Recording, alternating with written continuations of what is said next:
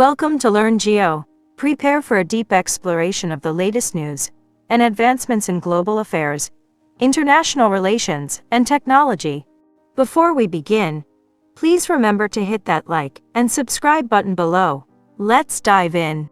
On August 15th, the latest report from the U.S. Department of the Treasury underscored that less than 14 countries around the world engaged in divesting from U.S. Treasury bonds in June. Notably, China, Belgium, Luxembourg, India, Brazil, Singapore, South Korea, Saudi Arabia, Mexico, the United Arab Emirates, Thailand, the Philippines, Italy, and Vietnam were among the nations displaying varying levels of U.S. bond divestment. This trend extended to oil-producing nations, where after a collective sale of U.S. Treasury bonds in May, both Saudi Arabia, the world's largest oil producer, and the United Arab Emirates, another significant oil exporter, continued divesting from U.S. bonds throughout June. Saudi Arabia, in particular, divested a total of $8.1 billion over 3 consecutive months from April to June. Over 2 years, Saudi Arabia's U.S. bond holdings decreased significantly from a peak of $184.4 billion to a low of $108.1 billion, marking a substantial net divestment of $76.3 billion. And a cumulative net divestment ratio exceeding 41%. Following their divestment of $1.2 billion in U.S. Treasury bonds in May, the United Arab Emirates proceeded to sell an additional $3.8 billion in June.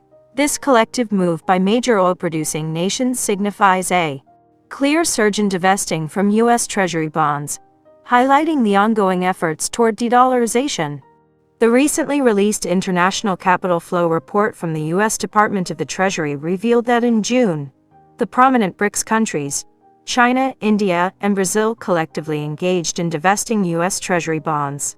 Moreover, by August 16, multiple indications suggest that the BRICS nations are actively exploring the creation of a novel currency backed by physical gold.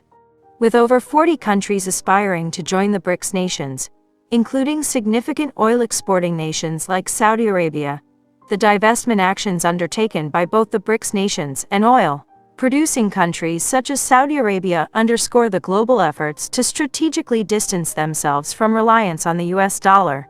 This shift gains significance considering that the combined GDP of the BRICS nations constitutes roughly a quarter of the global economy. As interest in joining the BRICS bloc and advocating for a gold-backed currency grows, the trend further emphasizes the momentum toward reshaping the current economic landscape. Forecasts suggest that a substantial portion, potentially 1/3 of global economic transactions may eventually involve this emerging currency.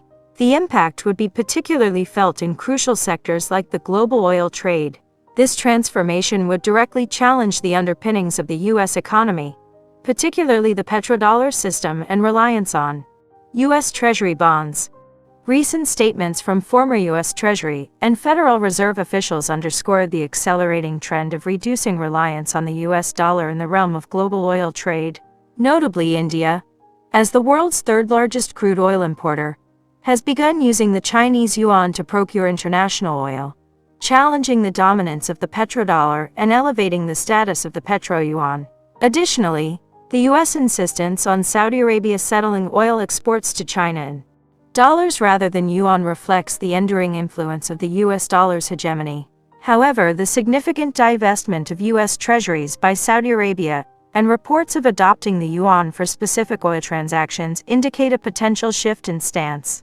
Saudi Arabia has even expressed its intention to terminate the petrodollar agreement with the U.S., pivoting its focus toward Eastern economic and trade partnerships. This potential alignment with the BRICS nations and support for a gold-backed currency pose challenges to U.S. efforts in maintaining the petrodollar and U.S. Treasury bond status quo. There is growing speculation among analysts that Saudi Arabia might even consider complete divestment from U.S. treasuries. Meanwhile, China, the second-largest holder of U.S. treasuries, further divested $11.3 billion in June, resulting in its holdings dropping to $835.4 billion, the lowest since June 2009. During this year's second quarter alone, China divested a total of $33.9 billion in U.S. treasuries, Since April of the previous year, China has consistently kept its U.S. Treasury holdings below the $1 trillion mark for 15 consecutive months, with holdings below $900 billion for 9 months out of the 19 months from December 2021 to June of this year. This marks a significant deviation from its typical holding pattern. Comparing the current situation to November 2013, when China held around $1.31 trillion in U.S. Treasuries, the cumulative net divestment of $481.3 billion showcases a substantial 37% decrease in holdings. This divestment figure ranks only second to the total U.S. Treasury holdings, the third largest holder, the United Kingdom, and surpasses the holdings of the fourth largest holder, Belgium, by an additional $148.00 billion. This trend establishes China as the foremost international seller of U.S. Treasury bonds. The most recent deficit report from the U.S. Department of the Treasury, published in August, reveals concerning figures. In the first 10 months of the 2023 fiscal year, which ended in July, the federal budget deficit escalated to $1.61 trillion, more than double the figure recorded for the same period in the preceding year. Over the past year, U.S. federal revenue has declined by 10%, reaching approximately $3.7 trillion, while expenditures have concurrently grown by 10%, totaling $5.3 trillion. Projections indicate that the overall federal deficit of the United States will continue to climb by the conclusion of the 2023 fiscal year.